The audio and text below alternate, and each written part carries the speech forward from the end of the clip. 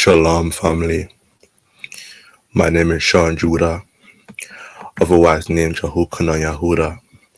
And so, in our teaching today in Towards One Stick, we'll be going through how we can walk in the example of Archangel Michael, because I feel that in these days in opposition against the enemy and his system, we can take many good examples in how to walk and deal with these oppositions and attacks that the enemy is currently targeting the people of the Most High in these days. And so I hope this teaching will be a blessing to everyone and will add knowledge and application to your personal lives. And so let's just get started. Walking in the example of Mikael, right, Archangel Michael. And this teaching will help us to learn righteous warfare, order, and restraint. And so, with that being said, let's begin. So our opening scripture will stem from Jude chapter 1 verse 9, right? And Jude chapter 1 verse 9 states, "Yet Michael the archangel, when contending with the devil, disputed about the body of Moses, dare not bring against him a railing accusation, but said, Yahuwah rebuke thee." Right, that's in Jude 1:9. So some key observations from the start is that Michael clearly has immense authority to be able to have this victory over Satan. Right, so he has immense authority. That is why he's an archangel over all other angels. And we see here that Michael, he displays total restraint. Even in his power and authority, he submitted to the Most High. And so, perfect submission brought about the victory here. Not his own natural abilities, but submission to the one who brought him those abilities. So those are key observations from the get-go. Now, before we even start on how to walk in the example of Michael, I believe it's important that we actually clarify and explain who Michael actually is. So Michael, as many people already know, Michael is the archangel over Yah's angels, right? He's a leader in heavenly warfare. He's a defender of Yah's people. Right? You see that in Daniel chapter 10, verse 13 and chapter 12, verse 1.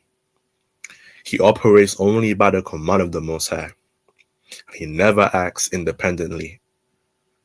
Right? I know that there's some people out there that make the claim that Michael is Yahusha, but that is not the case. Michael is under the command of Yahusha. He's under his authority. Right? So you see with Michael, authority here, power here, doesn't mean that he's independent. He submits to the Most High and his commands. And authority here, his power, is clearly aligned with his submission and obedience to the Most High. He's most powerful when he's submitting to the Most High, when he's under his command, under his yoke and covering. Not when he's doing things by his own natural abilities. Right? And so that is who Michael is. Now, the meaning of his name, Michael, as many people know, means who is like Elohim, right? Who is like God. And so this is not curiosity, because we know that there's no one like God. There's no one like Elohim. It's warfare language. And so his name, Michael, it declares that there's no rival against the Most High. There's no rival that's equal to the Most High. There's no power that competes with him. And there's no voice that overrides his authority. And so every movement of Michael, the Most High made it so that it glorifies him, not himself. And so naturally, that's how he's going to move in warfare and opposition.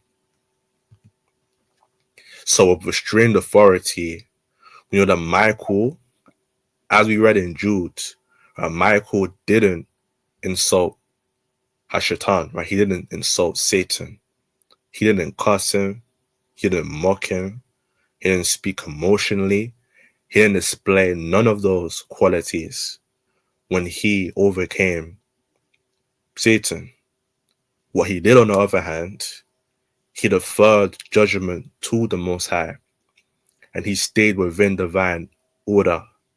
How we see in Deuteronomy chapter 32 and verse 35, that this is the mentality that Michael held, right? Vengeance is mine, saith Yahuwah. He didn't take anything under his own hand, under his own control, but left it entirely up to the Most High. Because as his name states, no one's like the Most High, and there's no one that brings opposition against the Most High.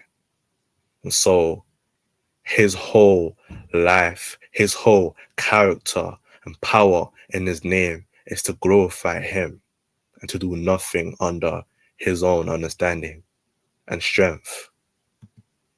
And so the key lesson, first of all, that we can take in walking in the example of Michael is that true authority is shown in restraint, right? Loudness doesn't equate to power. Anger doesn't equate to authority. Matter of fact, silence under command, silence under the Most High is true maturity in our walk with him. And so speaking out of order can forfeit your righteousness and power and victory, whereas submission to the Most High, allowing him to take charge over all things, preserves your authority. We know that Messiah said it plainly. Without him, we can do nothing. And that's the mentality that Michael held against Satan that brought him the victory. And we're up against the same opposition today. So righteous warfare, right? Michael teaches us how to fight without sinning. He said, Yahuwah rebuke thee, right? He said, Yahuwah rebuke you, right, to Satan. So this statement transfers judgment to Yah. It avoids any sense of pride, and it maintains holiness. And so Romans 12:21 says it perfectly. Be not overcome of evil, but overcome evil with good.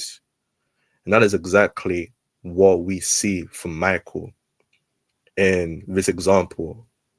He didn't overcome Satan with the same blasting accusations, right? The same anger, the same pride. No, he, instead of rendering evil for evil, rendered good to evil, and good always overpowers evil, just as light always excels over darkness. So the second key lesson that we can take in walking in the steps, an example of Michael, is that you can win a battle and lose your righteousness. And what that means is wrong tone can corrupt a right course. And fleshly warfare weakens spiritual authority. Imagine Michael, even though it's the right thing to do to go up against Satan, go up against the enemy. Imagine he went by his own power, with his own understanding, right, and counsel and strength, right? How would that go? Probably wouldn't go to the same way and power that it did, right? So darkness isn't defeated by imitation. No, you don't defeat darkness by darkness. You defeat darkness by light. And so darkness is defeated by alignment to Yahusha, who is the way, the truth, the life, and the light. Understand? So you can win a battle and lose your righteousness if you render it under the same energy. So presumption versus order. We see in contrast in Jude 1, right, that false teachers speak arrogantly. And you can read the chapter in your own time, right? False teachers speak arrogantly. They revile what they don't understand. They operate without fear. But yet we see in the same book or the same chapter that Michael, he knows his limits. He fears Yah and he obeys rank and order. And so we see that in Proverbs chapter 9, verse 10, that it says the fear of Yahuwah is the beginning of wisdom. And of course, wisdom brings success. Wisdom brings victory, which Michael displayed in contrast to what the false teachers and false believers were demonstrating in their fruit. And so the third key lesson that we can take in walking in the example of Michael is that presumption is disguised rebellion. And what that means is that many people fall in spiritual warfare, right? Or in opposition as a whole. People fall, people fail because they spoke too early. They're not being swift to hit, slow to speak, right? They spoke too early. They fought without assignment by the Most High. They assumed authority Yah did not give them in that situation. Obedience keeps you covered. Independence removes protection. We are in a spiritual warfare. We are in a spiritual war. And so we can never do any decision within this war outside of the counsel and wisdom of the Most High. Michael, the Archangel, can't do that. So therefore, we, who are way less than the angels, even though the Most High bestowed upon us his glory and his image and likeness,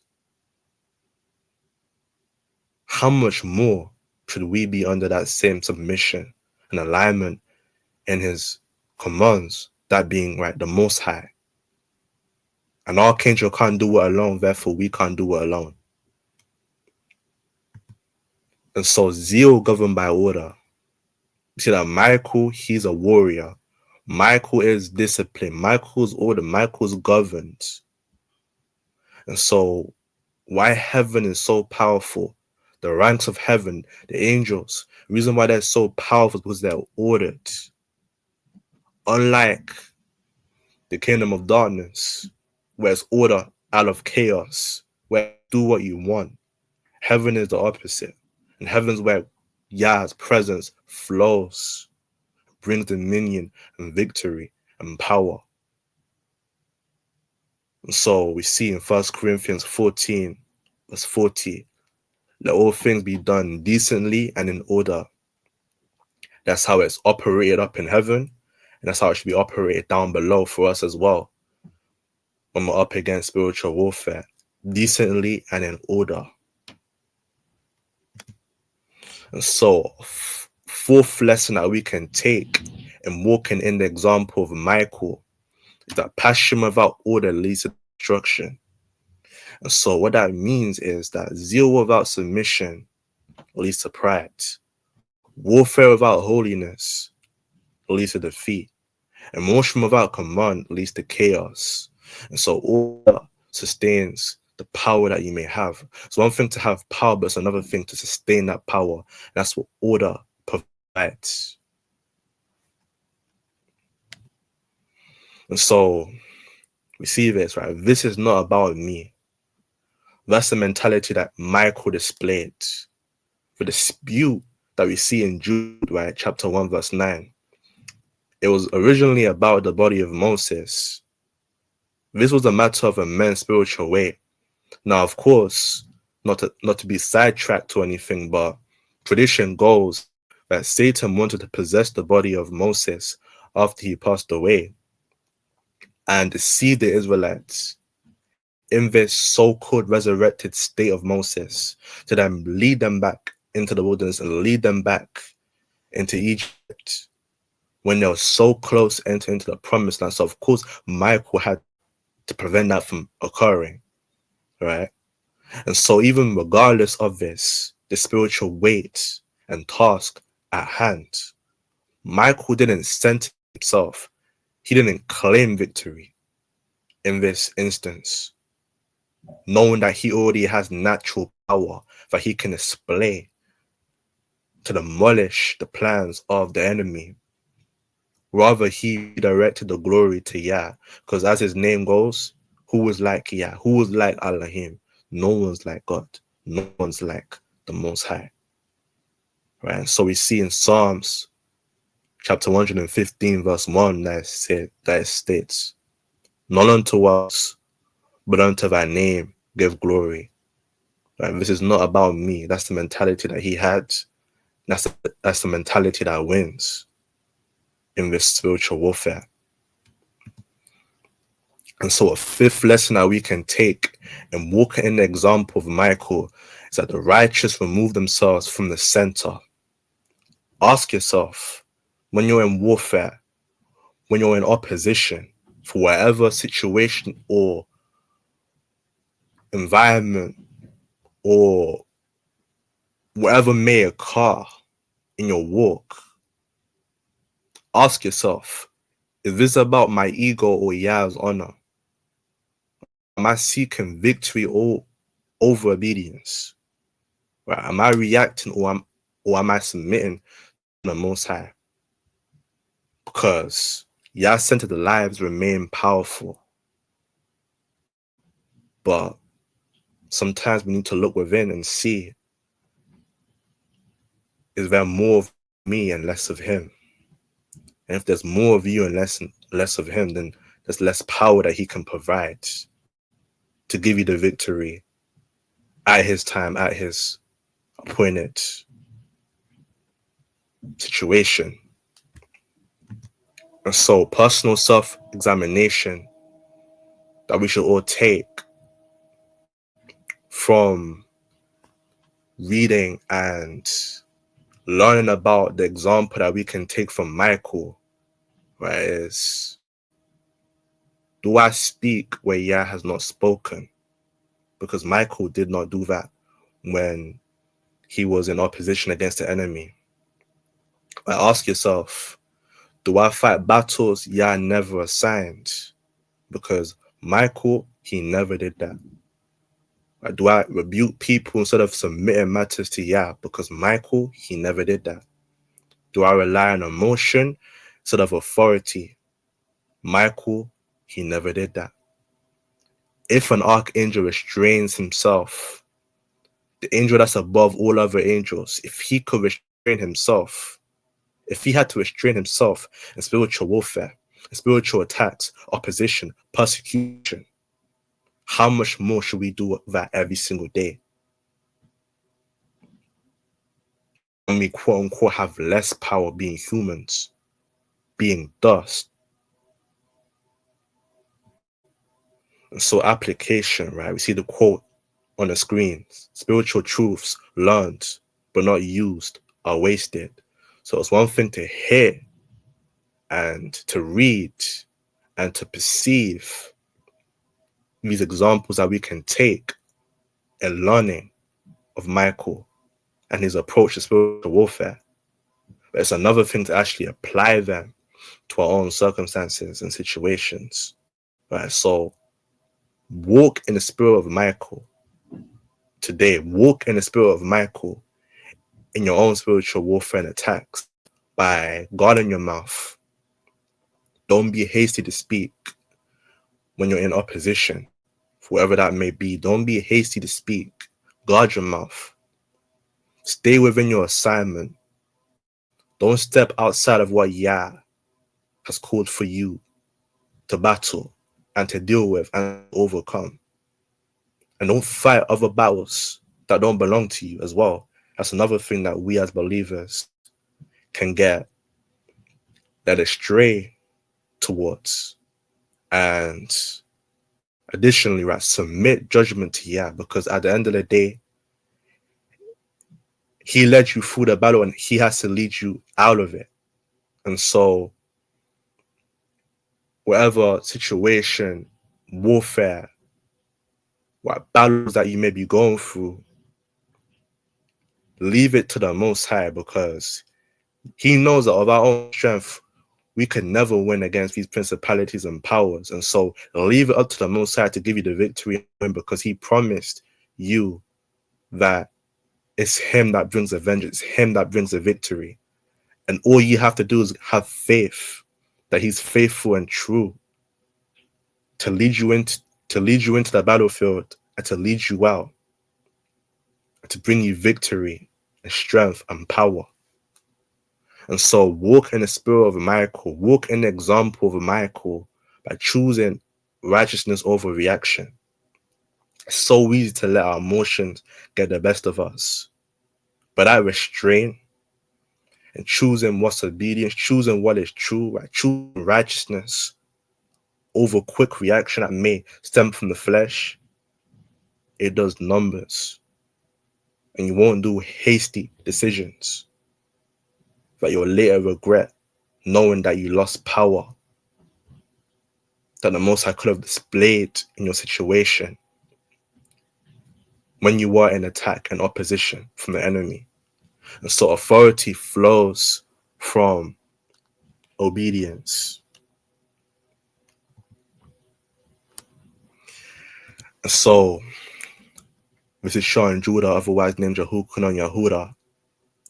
This teaching today and learning from the example of Michael in spiritual warfare, right? It's all about, right, declaring to yourself when you're in warfare, when you're in battle and opposition from the enemy, that I will not fight out of order. I will not speak out of pride. I will walk in authority under submission, and my warfare will never cost me my righteousness. That is what it's all about. And that's what brings victory and true strength in our walk with the Most High in this battlefield that we go through called the world, right? This world of darkness. So I hope this teaching was a blessing, brought knowledge, revelation, and catch you on the next upload by the Most High's grace.